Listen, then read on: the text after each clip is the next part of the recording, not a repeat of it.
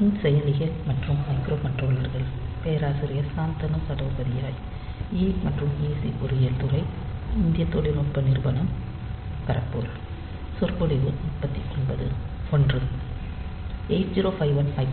தொடர்ச்சி 8051 மைக்ரோகண்ட்ரோலருக்குள் பல டைமர்கள் உள்ளன மேலும் அந்த டைமர்களை எண்ணும் நோக்கத்திற்காகவும் பயன்படுத்தலாம் இது டைமராக பயன்படுத்தும்போது மைக்ரோகண்ட்ரோலரில் உள்ள கடிகாரத்தால் இயக்கப்படுகிறது மேலும் சில வெளிப்புற நிகழ்வுகளை எண்ணுவதற்கு அதனை கவுண்டர் மோட் ஆகவும் பயன்படுத்தலாம் அவ்வாறான நிலையில் வெளி உலகில் நிகழும் நிகழ்வுகள் மைக்ரோகண்ட்ரோலருக்கு பல்ஸ் ஆக வழங்கப்படும் மேலும் மைக்ரோகண்ட்ரோலர் இதுபோன்ற நிகழ்வுகளின் எண்ணிக்கையை கணக்கிடும் நீங்கள் உட்பொதிக்கப்பட்ட அமைப்புகளை வடிவமைக்கும் போது இது மிகவும் பயனுள்ளதாக இருக்கும் என்பதை நாம் காணலாம் சுற்றுச்சூழலுடன் நாம் தொடர்பு கொள்ள வேண்டியது இருக்கிறது இரண்டாவது முக்கியமான விஷயம் என்னவென்றால் நாம் இதுவரை பார்த்த டிலே தொகுதி டிலே நிரல்கூறு போன்றவைகள் தான் அதில் நாம் பார்த்தது சாஃப்ட் டிலே நாம் சில மென்பொருள் வழிமுறைகளைப் பயன்படுத்துகிறோம் அதில் சில பதிவேடுகளை சில மதிப்புகளுடன் துவக்குகிறோம் பின்னர் டிக்ரிமெண்ட் ஜம்ப் நாட் 0 வகை அறிவுறுத்தல்களைப் பயன்படுத்துகிறோம் இது ஓரளவு தாமதத்தை அறிமுகப்படுத்தும் என்பதைக் காண்கிறோம் ஆனால் நீங்கள் புரிந்துகொண்டதன்படி எந்தவொரு தன்னிச்சையான தாமதத்தையும் அந்த அறிவுறுத்தல்களால் தயாரிக்க முடியாது ஏனெனில் அறிவுறுத்தல்களுக்கு ஒரு குறிப்பிட்ட எண்ணிக்கையிலான இயந்திர சுழற்சிகள் கிடைத்துள்ளன மேலும் ஒவ்வொரு இயந்திர சுழற்சிக்கும் தாமதம் உள்ளது எனவே நீங்கள் அந்த வழிமுறைகளைப் பயன்படுத்தும்போது சில சாத்தியமுள்ள தாமத மதிப்புகளை மட்டுமே நீங்கள் பெற முடியும் அதேசமயம் நீங்கள் ஒரு ரோபோ கையை இயக்குகிறீர்கள் என்று வைத்துக்கொண்டால் அதற்கு மிக துல்லியமான தாமதம் தேவைப்படும் இந்த கை ஒரு குறிப்பிட்ட வரிசையில் நகர வேண்டும் என்றால் அதற்கு சில தாமதங்கள் ஃப்க்ஸ்ட் செய்யப்பட வேண்டும் அல்லது நீங்கள் ஒரு போக்குவரத்து ஒளி கட்டுப்பாடு அமைப்பை எடுத்துக் கொண்டால் விளக்குகள் சில குறிப்பிட்ட காலத்திற்கு இயக்கப்பட வேண்டும் மற்றும் அணைக்கப்பட வேண்டும் எனவே இந்த மதிப்புகள் 8051 வழிமுறைகளைப் பயன்படுத்தி உருவாக்கக்கூடிய சாஃப்ட் டிலே மதிப்புகளுடன் சரியாக பொருந்தாது எனவே அந்த சந்தர்ப்பங்களில் துல்லியமான டைமர்களைப் பயன்படுத்த வேண்டும் எனவே மிக அதிக துல்லியமான டைமர்களைக் காண்போம்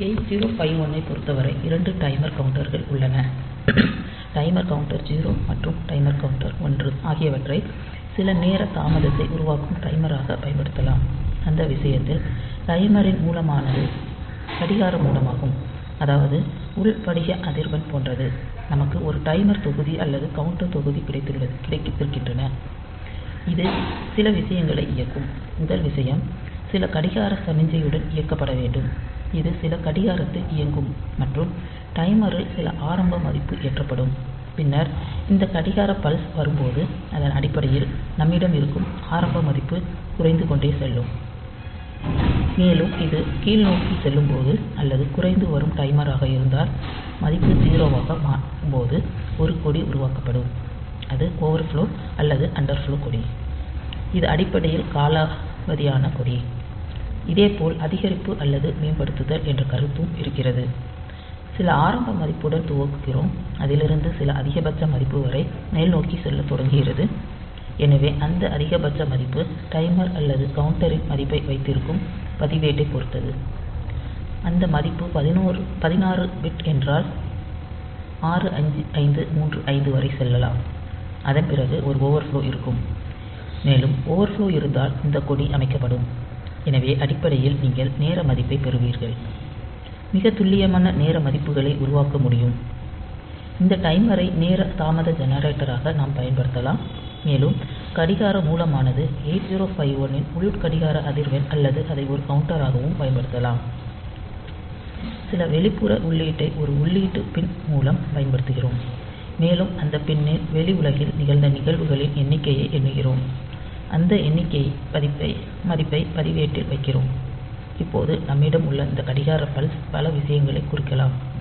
ஒரு கன்வேயர் பெல்ட் ல் சில உருப்படிகள் கடந்து செல்கின்றன எத்தனை உருப்படிகள் கடந்துவிட்டன என்பதை நீங்கள் கவனிக்கலாம் அல்லது வாசலில் ஒரு அறையின் நுழைவாயிலில் ஒரு அமைப்பை நிறுவியிருந்தால் எத்தனை நபர்கள் நுழைந்து வெளியேறினார்கள் போன்ற மதிப்புகளை புதுப்பிக்கப்படலாம் எனவே அந்த வகையில் இது போன்ற பல உதாரணங்கள் உள்ளன சக்கர சுழற்சிகளின் எண்ணிக்கையைப் போல எந்தவொரு நிகழ்விலும் சில பல்ஸ் ஐ நாம் உருவாக்கலாம் எந்த நிகழ்வை நாம் எண்ண விரும்புகிறோம் என்பது அவசியமான தேவை அது இறுதியில் பல்ஸ் வடிவத்தில் மின் சமிக்ஞையாக மாற்றப்பட வேண்டும். எனவே ஒவ்வொரு நிகழ்வும் ஒரு பல்ஸ் உடன் ஒத்திருக்க வேண்டும். அதனை நாம் செய்ய முடிந்தால் எண்ணும் நோக்கத்திற்காக அதைப் பயன்படுத்தலாம். முதலில் டைமர் செயல்பாட்டைப் பார்ப்போம். டைமர் பதிவேடுகளுக்கான ஆரம்ப மதிப்புடன் அமைக்கப்பட வேண்டும். எனவே பதிவேடுகளுக்கான ஆரம்ப மதிப்பை அமைக்கவும். இது TH0 மற்றும் TL0. டைமர் 0 க்கு பயன்படுத்தப்படும் 2 பதிவேடுகள் இவை. இது நேர எண்ணிக்கை அதிகமானது, நேர எண்ணிக்கை அல்லது நேர மதிப்பு அதிகமாக உள்ளது மற்றும் நேர மதிப்பு குறைவாகவும் டைமரைத் தொடங்கலாம். எனவே நீங்கள் டைமரைத் தொடங்க சில வழிகள் உள்ளன, மேலும் 8051 எண்ண தொடங்கும். முன்பு நாம் கவுண்டவுன் அல்லது கவுண்ட் அப் டைமர்களின் எண்ணிக்கையைப் பற்றி பேசிக் கொண்டிருந்தோம். எனவே 8051 இல் கவுண்ட் அப் டைமர் வகை உள்ளது. TH0 TL0 பதிவு ஜோடியில் நீங்கள் குறிப்பிட்டுள்ள மதிப்பிலிருந்து இது கணக்கிடத் தொடங்கும். இப்போது உள்கணினி கடிகாரத்திலிருந்து வரும் உள்ளீட்டை அடிப்படையாகக் கொண்டு அந்த பதிவேடுகளின் மதிப்பை புதுப்பிக்கும். மேலும் இந்த பதிவேடுகள் 0 க்கு சமமாக இருந்தால் இதன் பொருள் ஒரு ஓவர்ஃப்லோ உள்ளது என்பதாகும். TH0 TL0 பதிவேடுகளின் அளவைப் பொறுத்து சிறிது நேரம் கழித்து இந்த பதிவேடு ஓவர்ஃப்லோ ஆகும். எனவே அதிகபட்ச மதிப்புக்கு சென்றபின் அது 0 க்கு வரும். அந்த நேரத்தில் ஒரு காலக்கெடு முடிந்திருப்பதைக் குறிக்க சில பிட்கள் செட்ஸ் ஆகும். அது டைமரின் பொதுவான செயல்பாடு. மறுபுறம் 8051 இல் நீங்கள் இதனை ஒரு கவுண்டராக பார்க்கும்போது இந்த பின் எண் P3.4 மற்றும் பின் 30 இது ஒரு மல்டிபிளெக்ஸ் செயல்பாடு. போர்ட் 0 ஐப் பற்றி நாம் விவாதிக்கும்போது பிட் எண் 4 உண்மையில் T0 உடன் மல்டிபிளெக்ஸ் செய்யப்பட்டுள்ளது என்று கூறினோம். எனவே T0 என்பது வெளிப்புற உள்ளீடாகும். இது அடிப்படையில் டைமர் 0 க்கானது மற்றும் இது நிகழ்வுக்கானது. நம்மிடம் ஒருவித சுவிட்ச் இருந்தால் நாம் சுவிட்சை மூடும் போதெல்லாம் T உடன் இணைக்கப்படும். இது சமிக்ஞை மதிப்பை அதிகமாக உருவாக்குகிறது. நாம் சுவிட்சை திறக்கும்போது அது குறைவாகிறது. எனவே அடிப்படையில் இந்த வழியில் நாம் பல்ஸை உருவாக்க முடியும். இந்த சுவிட்சை உருவாக்குவதற்கான மிக எளிய வழி இதுவாக இருக்கலாம். நம்மிடம் சில பதிவேடுகள் உள்ளன, பின்னர் இங்கே சுவிட்ச் இருக்கிறது, பின்னர் இந்த புள்ளி கிரவுண்ட் ஆக கூறப்படுகிறது. இந்த இடத்தில் மின்னழுத்தத்தை அளவிட்டால் நீங்கள் இந்த சுவிட்ச் மூடப்படும் போதெல்லாம் மதிப்பு 0 ஆக மாறும். சுவிட்ச் திறந்த போதெல்லாம் மதிப்பு 1 ஆக மாறும். இந்த செயல்பாடு தலைகீழ் ஆக வேண்டுமானால், அதாவது சுவிட்ச் மூடப்படும் போது 1 ஆக இருக்க வேண்டும் என்றால் நீங்கள் என்ன செய்ய வேண்டும்? ஒரு இன்வெர்ட்டரை வைத்து பின்னர் அதை T0 வரியுடன் இணைக்க வேண்டும். எனவே இந்த வழியில் நாம் அதனை செய்ய முடியும். அடிப்படையில் இந்த சுவிட்ச் எத்தனை முறை மூடப்பட்டது என்பதை நாம் கணக்கிடலாம். நிகழ்வுகளின் எண்ணிக்கையை பதிவேட்டில் காட்டுகிறது. இந்த கவுண்டர் இப்போது TH0 TL0 ஜோடியாக இருக்கும். இது நிகழ்ந்த நிகழ்வுகளின் எண்ணிக்கையை வைத்திருக்கும் மற்றும் இதன் மதிப்பு பதிவேட்டில் சேமிக்கப்படும். 2 டைமர்கள் டைமர் 0 மற்றும் டைமர் 1 அல்லது கவுண்டர் 0 மற்றும் கவுண்டர் 1 உள்ளது. மேலும் 2 பின்கள் T0 மற்றும் T1 கிடைத்துள்ளன. அது வெளிப்புற நிகழ்வுகளுக்கு ஒத்திருக்கும். T0 என்பது கவுண்டர் 0 க்கும் T1 கவுண்டர் 1 க்கும் உள்ளது. எனவே அதற்கேற்ப அவை போர்ட் 3 பிட் எண் 4 மற்றும் பிட் எண் 5 உடன் மல்டிபிளெக்ஸ் செய்யப்படுகின்றன. இந்த வெளிப்புற உள்ளீடு TX உள்ளீட்டின் பின் உடன் வருகிறது. TX 0 ஆக அல்லது 1 ஆக அல்லது இது போன்ற ஏதாவது ஒன்றைக் கொண்டிருக்கலாம். நீங்கள் இந்த மதிப்பைக் கொண்டிருக்கிறீர்கள். இது இந்த புதிய ஜோடியில் கிடைக்கிறது. மேலும் நீங்கள் இங்கே ஒரு LCD டிஸ்ப்ளே உடன் இணைக்கலாம். இது எந்த எண்ணின் மதிப்பாக இருந்தாலும் அது LCD யில் கிடைக்கிறது. எனவே அந்த வகையில் நிகழ்ந்த நினைவுகளின் எண்ணிக்கையை காட்டக்கூடிய ஒரு அமைப்பை நாம் கொண்டிருக்கலாம். இப்போது இந்த டைமர் கவுண்டருக்கு பயன்படுத்தப் போகும் பதிவேடுகள் என்ன? TH0 TL0 TH1 மற்றும் TL1 இவை டைமர் மதிப்புகள் அல்லது கவுண்டர் மதிப்புகளை வைத்திருக்க பயன்படுகின்றன. டைமர் 0 க்கு TH0 TL0 மற்றும் டைமர் 1 க்கு TH1 TL1 போன்றவைகள் இருக்கின்றன. மேலும் ஒரு பதிவேடு TMOD உள்ளது. இது டைமர் மோட் ரிஜிஸ்டர். எனவே இந்த டைமர்களை பல்வேறு முறைகளில் இயக்க முடியும். அடிப்படையில் TMOD மோட் மதிப்பைக் கொண்டுள்ளது இது டைமர்களைத் தொடங்குவதற்கு முன்பு சில குறிப்பிட்ட பயன்முறையில் அமைக்கலாம் அது டைமர்களைத் தொடங்குவதற்கு முன்பு சில குறிப்பிட்ட பயன்முறையில் அமைக்கலாம் எனவே அது அதற்கேற்ப செயல்படும் பின்னர் ஒரு TCON பதிவேடு உள்ளது இது டைமர் கண்ட்ரோல் ரெஜிஸ்டர் இதுவும் பயனுள்ளதாக இருக்கும் மேலும் அதன் சில பகுதி குறுக்கீடுகளுடன் மல்டிபிளெக்ஸ் செய்யப்பட்டுள்ளதைக் காணலாம் இது டைமர் செயல்பாட்டைக் கட்டுப்படுத்தும் மற்றும் 8052 என்பது 8051 இன் மேம்பட்ட பதிப்பாகும் அது 3 டைமர் கவுண்டர்களைப் பெற்றுள்ளது 2 டைமர்களான டைமர் 0 மற்றும் டைமர் 1 ஐக் கொண்டிருப்பதற்கு பதிலாக இது டைமர் 2 ஐயும் பெற்றுள்ளது மேலும் இந்த கட்டுப்பாட்டு பதிவேடுகளின் வடிவங்கள் சற்று வித்தியாசமாக இருக்கும் நமக்கு TCON கிடைத்துள்ளது எனவே டைமர் 2 பதிவேடுகளை கட்டுப்படுத்துவதற்காக TH2 TL2 உள்ளன அவை 8052 க்கானவை ஆனால் பொதுவாக நாம் 8051 ஐப் பற்றி பேசுகிறோம் எனவே 2 டைமர்கள் டைமர் 1 மற்றும் டைமர் 0 ஆகியவை பற்றி மட்டுமே பார்ப்போம் அதன்படி இந்த TMOD பதிவேடு TCON பதிவேட்டின் அமைப்பையும் பார்ப்போம் டைமர்களின் அடிப்படை பதிவேடுகள் இது போன்றது டைமர் 0 மற்றும் டைமர் 1 இரண்டும் 16 பிட் அகலமானவை எனவே அவை 16 பிட் டைமர்கள் எனவே இந்த பதிவேடுகள் தாமதப்படுத்த விரும்பும் நேரத்தை நேரமாக சேமித்து வைத்திருக்கின்றன எவ்வளவு நேரம் போலதாகும் நீங்கள் அதை சில மதிப்புக்கு துவக்குகிறீர்கள் அந்த நேரத்திலிருந்து அது மேலே செல்லத் தொடங்கும் எனவே 16 பிட் மதிப்பு 65535 ஐக் கடக்கும்போது ஓவர்ஃப்லோ ஆகும்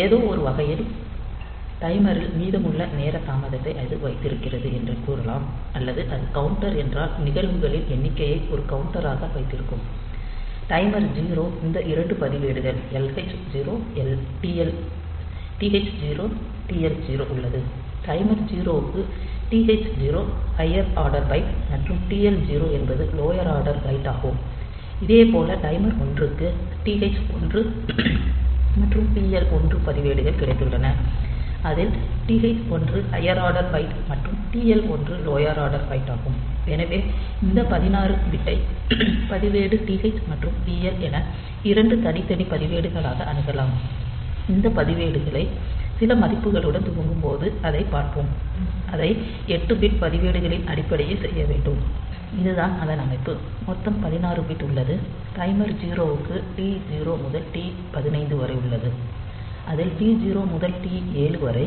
TL0 க்கும் மற்றும் T8 முதல் T15 வரை TH0 க்கும் உள்ளது அது அப்படி எழுதப்பட்டிருந்தாலும் ஆனால் மதிப்புகளை தனித்தனியாக TL0 TH0 இல் வைக்க வேண்டும் இதேபோல் நமக்கு டைமர் 1 கிடைத்துள்ளது அது 2 8 பிட் பதிவேடுகளான TL1 மற்றும் TH1 ஆக பிரிக்கப்பட்டுள்ளன எனவே இந்த 2 ரெஜிஸ்டர்கள் நேர மதிப்பு அல்லது எண்ணிக்கை மதிப்பை வைத்திருப்பதற்கானவை அடுத்து நாம் TMOD பதிவேடு அல்லது டைமர் மோட் ரெஜிஸ்டர் ஐப் பார்ப்போம் இது மற்றொரு 8 பிட் பதிவேடு இந்த 8 பிட் பதிவேட்டில் 4 பிட்கள் டைமர் 1 க்காக அர்ப்பணிக்கப்பட்டுள்ளன லோயர் 4 பிட்கள் டைமர் 0 க்கு அர்ப்பணிக்கப்பட்டுள்ளன அந்த 4 பிட்களில் முதலில் உள்ளது மிக முக்கியமான பிட் கட்டமைப்பில் 2 நிபில்களை ஒத்ததாக இருக்கிறது இந்த பிட் கேட் என்று அழைக்கப்படுகிறது அது பிட் C அல்லது D என்று அழைக்கப்படுகிறது இது செயல்பாட்டினை கவுண்டர் செயல்பாடாக அல்லது டைமர் செயல்பாடாக உள்ளதா என்பதைக் குறிக்கும் பின்னர் அடுத்த 2 பிட்கள் M0 மற்றும் M1 நாம் செய்ய விரும்பும் டைமரின் மோடை இவை அடையாளம் காணும் இது ஒரு 8 பிட் பதிவேடு மற்றும் இது டைமர் 0 க்கு லோயர் 4 பிட்டையும் டைமர் 1 க்கு அப்பர் 4 பிட்டையும் பயன்படுத்தலாம் நீங்கள் லோயர் 4 பிட்டை பயன்படுத்தாவிட்டால் அந்த மதிப்புகள் அனைத்தையும் 0 ஆக அமைக்க வேண்டும் மேலும் அப்பர் 4 பிட்களை பயன்படுத்தாவிட்டால் அந்த மேல் 4 பிட்களை 0 ஆக அமைக்க வேண்டும் ஆனால் அது பிட் முகவரிக்குரியதல்ல இந்த பதிவேடுகளை நாம் அமைக்கக்கூடிய மற்ற பதிவேடுகளைப் போலல்லாமல் இந்த பிட்களை தனித்தனியாக செட் செய்யவோ ரீசெட் செய்யவோ முடியாது எனவே நாம் 8 பிட் வடிவத்தை ஒரு அக்குமுலேட்டரில் தயாரிக்க வேண்டும் பின்னர் அந்த வடிவத்தை TMOD பதிவேட்டில் நகர்த்த வேண்டும் அல்லது அப்சொலியூட் வகை முகவரியைப் பயன்படுத்தலாம். எனவே 21h என்றால் அது 0010 மற்றும் 0001 ஆக இருக்கும். எனவே மேல் டைமருக்கு 0010 ஆகும். இது gate 0 counter timer CT BT 0M1M0 இது 10 அல்லது அது மோட் 2. எனவே இது மேல் ஒன்று டைமர் 2 டைமர் 1 மோட் 2 இல் இயக்கப்படும். 01 என்பது டைமர் 0 மோட் 1 இல் இயங்கும். எனவே இந்த முறைகள் என்ன என்பதை மெதுவாக பார்க்கலாம். அடுத்ததாக TMOD பதிவைப் பற்றி விரிவாக பார்க்கலாம். இப்போது பல சந்தர்ப்பங்களில் நீங்கள் அதைப் பார்க்கிறீர்கள். இந்த டைமர்கள் இரண்டு வெவ்வேறு சூழ்நிலைகளில் அல்லது இரண்டு வெவ்வேறு வகையான கட்டுப்பாடுகளில் இயக்கப்படலாம். அதாவது சில நிகழ்வு வெளிப்புறமாக நிகழ்ந்திருந்தால் டைமரை மட்டுமே இயக்க வேண்டும். அது இயங்கும் போது உள் கடிகாரத்தைப் பயன்படுத்துகிறது. ஆனால் சூழலில் சில நடவடிக்கைகள் நடந்து கொண்டிருக்கும் போது அதை நாம் எண்ண வேண்டும். எனவே இது ஒரு வகை நிலைமை. மற்றொரு வகை நிலைமை தூய தாமதத்தை உருவாக்குவது மட்டுமே. நான் ஒரு சமிக்ஞையை செயல்படுத்த வேண்டும். சில நேரம் கழித்து அதை செயலிழக்க செய்ய வேண்டும். ஒரு வகை பயன்பாடு இது போன்றது. எனவே நான் ஒரு சமிக்ஞையை செயல்படுத்துகிறேன். சிக்னல் S1 செயல்படுத்தப்படுகிறது. எடுத்துக்காட்டாக ஒரு போக்குவரத்து ஒளி கட்டுப்பாட்டு அமைப்பில் 1 நிமிடம் சிவப்பு விளக்கு இருக்க வேண்டும் என்று நான் விரும்புகிறேன். இந்த சிவப்பு விளக்கு இயக்கப்பட்டது S1.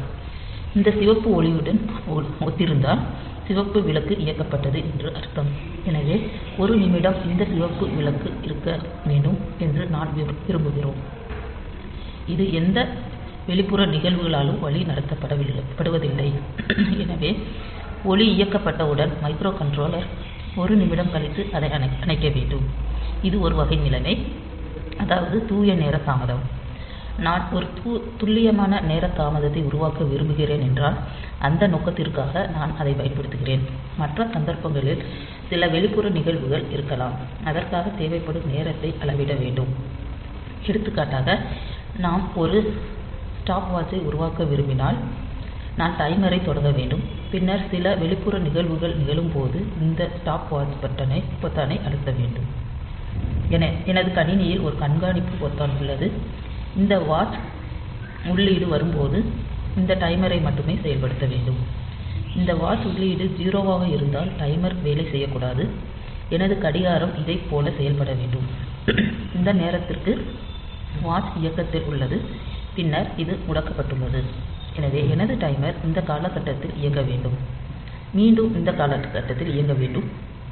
இந்த பிராந்தியத்தில் இந்த வாட்ச் சிக்னல் குறைவாக இருக்கும்போது அது இயங்கக்கூடாது. அந்த நேரத்தில் டைமரை நிறுத்த வேண்டும். இந்த நேரத்தில் அது வாட்ச் பொத்தான்களிலிருந்து தொடக்கத்தை வைத்திருக்கிறது. எவ்வளவு நேரம் கடந்துவிட்டது அல்லது இந்த கட்டத்தில் தொடங்குகிறது என்றால் வாட்ச் செயல்படுத்தும் போது இந்த மதிப்பு இந்த கட்டத்திற்கு கொண்டு செல்லப்படுகிறது. பின்னர் இது போன்று தொடரும். இந்த வழியில் நாம் டைமர் செயல்பாட்டில் 2 வெவ்வேறு வகையான கட்டுப்பாடுகளைக் கொண்டிருக்கலாம். ஒரு சந்தர்ப்பத்தில் டைமர் மைக்ரோகண்ட்ரோலரால் முற்றிலும் உள்நாட்டில் கட்டுப்படுத்தப்படுகிறது. இரண்டாவது விஷயத்தில் டைமர் வெளிப்புற நிகழ்வு மற்றும் உள் கட்டுப்பாடால் கட்டுப்படுத்தப்படுகிறது. எனவே அதன்படி இந்த வர்க்க வேறுபாடு இந்த கேட் ஆல் செய்யப்படுகிறது. இது கேட் பிட்.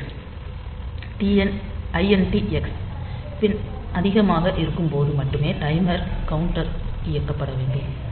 2 INT பின்களான INT 0 மற்றும் INT 1 உள்ளன. INT x டைமர் 1 க்கு கேட் பிட் 1 என்று அமைக்கப்பட வேண்டும். இந்த INT 1 பின் ஹை ஆக இருந்தால் டைமர் செயல்படும். மற்றொரு கட்டுப்பாடு பிட் TR1. எனவே இந்த TR1 கட்டுப்பாட்டு பிட் அதிகமாக இருக்கும். பொதுவாக நீங்கள் வெளிப்புற குறுக்கீடான கேட் இல்லாமல் டைமரை இயக்குகிறீர்கள். எனவே அந்த விஷயத்தில் கேட் பிட் 0 ஆக அமைக்கப்பட வேண்டும். மேலும் டைமரை தொடங்க நாம் அதனுடன் தொடர்புடைய TR பிட்டை 1 க்கு அமைக்க வேண்டும். டைமர் 1 ஐ தொடங்கவும் TR1 ஐ 1 க்கு அமைக்க வேண்டும். டைமர் 0 ஐ தொடங்க நீங்கள் TR0 ஐ 0 ஆக அமைக்க வேண்டும். எனவே ஒரு டைமரை இயக்க நாம் செய்ய வேண்டியது முதலில் அமைக்கப்படுவது டைமர் மதிப்பு மற்றும் இந்த TR பிட் அதாவது TRx பிட் அமைக்க வேண்டும். அதுதான் செயல்பாடு. இந்த TRX பிட்களின் இருப்பிடத்தை பின்னர் பார்ப்போம். இந்த கேட் பிட் உள்ளது. டைமரை கிளியர் செய்யும் போது TRX கண்ட்ரோல் பிட் அமைக்கப்படும் போதெல்லாம் டைமர் இயக்கப்படும். கேட் பிட் 0 ஆக இருந்தால் TRX 1 எனும்போது கேட் 1 என்றால் டைமர் செயல்படும். இது INT x பின் மற்றும் TRX பிட் இரண்டாலும் கட்டுப்படுத்தப்படுகிறது. எனவே வன்பொருள் மற்றும் மென்பொருள் இரண்டும் கேட் 1 என்றால் டைமரை கட்டுப்படுத்தும். கேட் 0 என்றால் மென்பொருள் டைமரை மட்டுமே கட்டுப்படுத்தும். அடுத்த பிட் C டைமர் அல்லது கவுண்டரை தேர்வு செய்ய டைமர் செயல்பாட்டிற்கு கிளியர் போல இது தேர்ந்தெடுக்கப்படுகிறது. அதாவது இந்த பிட் 0 என்று இருக்கும். டைமர் 1 ஐ டைமர் மோட் ல் இயக்க வேண்டும். இந்த பிட் 1 ஆக இருந்தால் டைமரை கவுண்டர் மோட் ல் இயக்கும். எனவே இந்த TX பிட் பின் அதிகமாக இருக்க வேண்டும். மேலும் இந்த C பின் அதிகமாக இருக்க வேண்டும். பின்னர் INT நாம் ஏற்கனவே கூறியது போல உள் செயல்பாட்டிற்கு டைமர் மோட் ல் இயங்க வேண்டும்.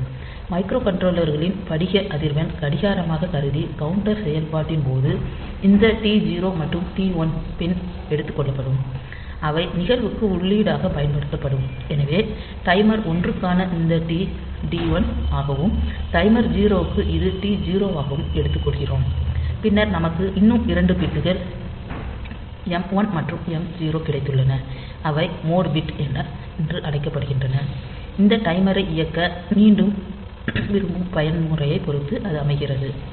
இந்த M1 மற்றும் M0 பிட்களை அமைக்க வேண்டும். இது C பிட் டைமர் தாமத ஜெனரேட்டராகவோ அல்லது நிகழ்வு கவுண்டராகவோ பயன்படுத்தப்படுகிறதா என்பதை தீர்மானிக்க இது பயன்படுகிறது. இந்த C ஆக இருந்தால் 0 ஆக இருந்தால் டைமராக செயல்படும். அதாவது ஒரு தாமத ஜெனரேட்டர். மற்றும் C D 1 என்றால் அது ஒரு கவுண்டர். இது எண்ணும் செயல்பாட்டிற்கான கேட் பகுதி. ஒவ்வொரு டைமரின் கேட் பகுதி தொடங்குவதற்கும் நிறுத்துவதற்கும் உள்ளது. கேட் 0 என்று மற்றும் கேட் 1 என்றும் எழுதலாம். கேட் 0 க்கு சமம் என்றால் அது முற்றிலும் உள் கட்டுப்பாட்டில் உள்ளது என்று நான் சொன்னேன். எனவே இது மென்பொருள் கட்டுப்பாட்டு செயல்பாடு. டைமரின் தொடக்கமும் நிறுத்தமும் TR பிட்டை அமைப்பதன் மூலம் மென்பொருளால் கட்டுப்படுத்தப்படுகிறது. அந்த TR பிட்டை பார்ப்போம். TR பிட் அமைக்கப்பட்டால் டைமர் தொடங்கும். டைமரை நிறுத்த விரும்பினால் நாம் TR பிட்டை கிளியர் செய்ய வேண்டும். மறுபுறம் இந்த கேட் 1 க்கு சமம் என்றால் இந்த வெளிப்புற கட்டுப்பாடு உங்களுக்கு கிடைத்துள்ளது. எனவே இது மென்பொருள் மற்றும் வெளிப்புற மூலத்தால் ஆனது. மென்பொருள் மற்றும் வன்பொருள் இரண்டும் டைமரை கட்டுப்படுத்தும். இந்த வழக்கில் இந்த டைமர் இயக்கப்பட வேண்டுமென்றால் INT பின் அதிகமாக இருக்க வேண்டும். மேலும் TR கட்டுப்பாடு பின் அமைக்கப்பட வேண்டும். எனவே இது கட்டுப்படுத்தும் பிட். இது ஒரு பின் அல்ல. சில பதிவேட்டில் அது ஒரு பிட் ஆக இருக்கும். இந்த பிட் அமைக்கப்பட வேண்டும். பின்னர் டைமர் தொடங்கும். நீங்கள் அதனை நிறுத்தும் போது இந்த TR பிட்டை ரீசெட் ஆகவும் அல்லது இந்த INT ஐ முடக்கவும் செய்யலாம். எனவே அவற்றில் ஒன்றை செய்து டைமரை நிறுத்தலாம். இங்கு டைமரை நிறுத்த நாம் TR பிட்டை முடக்க வேண்டும். இவை டைமர் செயல்பாட்டின் முறைகள் ஆகும். 4 வெவ்வேறு டைமர் முறைகள் உள்ளன. மோட் 0, மோட் 1, மோட் 2 மற்றும் மோட் 3. மோட் 0 என்பது 13 பிட் டைமர் பயன்முறையாகும். எனவே இந்த 8 பிட் ஒரு THX பதிவேட்டில் சேமிக்கப்படும் மற்றும் 5 பிட்கள் TLX பதிவேட்டில் இருக்கும். X என்பது 0 அல்லது 1 ஆக இருக்கலாம். டைமர் 0 க்கு X 0 என்றும் 0 க்கு சமம். 13 பிட் டைமர். எனவே உங்களிடம் உள்ள நேர மதிப்பு 13 பிட் என்றால் TH TL ஜோடி அந்த மதிப்பைப் பெற வேண்டும். அதனை எப்படி செய்வது? இந்த THX உயர் வரிசை 8 பிட்களைக் கொண்டிருக்கும். மேலும் இந்த TLX என்பது கீழ் வரிசையில் உள்ள 5 பிட்களைக் கொண்டிருக்கும். எனவே இது 8 பிட் ஹையர் ஆர்டர் பிட் மற்றும் லோயர் ஆர்டர் 5 பிட்கள். இன்னும் 3 பிட் 0 களுடன் இணைக்கப்பட்டு குறைந்த ஆர்டர் செய்யப்பட்ட லோயர் ஆர்டரின் கீழ் வைத்திருக்கும் 5 பிட்கள் TLX பதிவேட்டில் இருக்கும். மறுபுறம் மோட் 1 என்பது 16 பிட் டைமர் பயன்முறையாகும். எனவே நாம் அதிக தாமதத்தை பெறலாம். எனவே இது 8 பிட் THX மற்றும் 8 பிட் TLX. மொத்தம் 16 பிட் டைமர் மதிப்பு. மேலும் நம்மிடம் மற்றொரு சுவாரஸ்யமான டைமர் அமைப்பு உள்ளது. 8 பிட் ஆட்டோ ரீலோட் அதாவது டைமர் காலாவதியான பிறகு இந்த டைம் அவுட் பிட் அமைக்கப்படும் டைமர் மறுதொடக்கம் செய்யப்படும் எனவே இது மறுதொடக்கம் செய்யும் போது ஆரம்பத்தில் சில நிர்ணயிக்கப்பட்ட நேர மதிப்பைக் கொண்டு மறுதொடக்கம் செய்யும் 8 bit auto reload timer counter இங்கே இந்த THX ஒரு மதிப்பைக் கொண்டிருக்கும் இது ஒவ்வொரு முறையும் TL x ஓவர்ஃப்லோ ஆகும்போது மீண்டும் மீண்டும் ஏற்றப்படும் அதனால்தான் இது சுவாரஸ்யமானது THL மற்றும் TL x ஜோடி பதிவேடுகள் உள்ளன TH0 மற்றும் TL0 ஐ இப்போது பெற்றுள்ளோம் இந்த TL0 உண்மையில் டைமராக செயல்படுகிறது TH0 ஆரம்ப மதிப்பைக் கொண்டுள்ளது எனவே உங்கள் டைமர் ஒரு 8 பிட் டைமராகும் இந்த டைமர் ஓவர்ஃப்லோ ஆனால்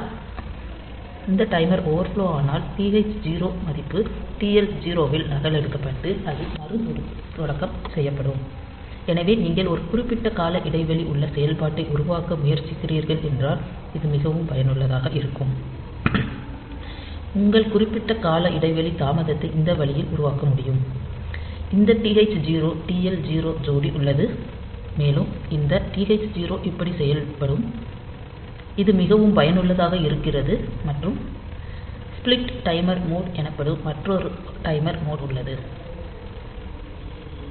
அதனுடன் தொடர்புடைய பயன்முறைக்கு செல்லும்போது இதனைப் பார்ப்போம் இது சற்று சிக்கலானது எனவே நாம் அதைப் பார்ப்போம்